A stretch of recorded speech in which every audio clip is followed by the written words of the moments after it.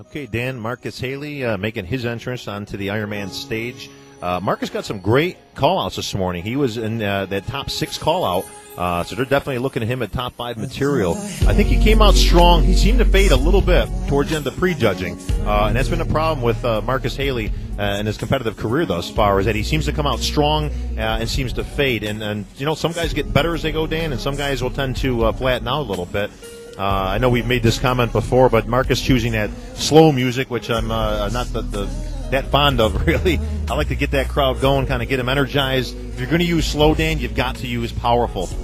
Well, in the first call-out, for those of you who missed it and have not gotten the recap, Marcus Haley was actually in that first call-out, joined by Tony Freeman, Eddie Abu, Mark Dugdale, Silvio Samuel, and then, of course, David Henry was sort of brought in as the 6th man in that initial call-out. Marcus Haley appears to be in the mix. I think he's sort of in that 5, 6, 7 spot, and he's got a shot at a qualification. Yeah, he's definitely on the bubble, and tonight could make a difference. Marcus, I think, was a little bit sharper this morning.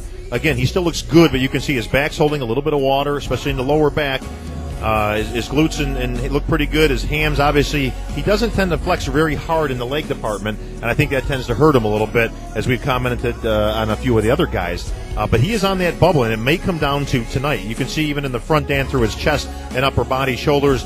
Again, he's lost a little bit of that crispness that he had this morning. You can see he's got good lines in his legs when he chooses to pose them.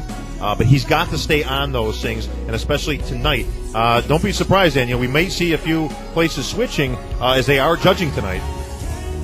Well, and it's important to point that out. This morning there was really a lot of discussion over what we would describe as a gross lack of comparisons. And, we're not looking to throw the judging panel under the bus, but the truth is, a lot of us wanted to see guys standing next to each other, and when it was all said and done, we walked out of prejudging feeling like there was a lot of very relevant comparisons that we didn't get a chance to see.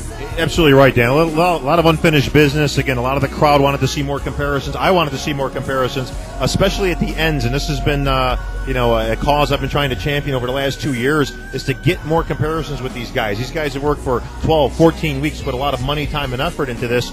You know what? Work them to death. I mean, carry them out feet first as far as I'm concerned, but give them the opportunity to compare, especially in this show where you have a 5th spot here now, 4th and 5th is up for grabs for the Olympiad. Marcus Haley!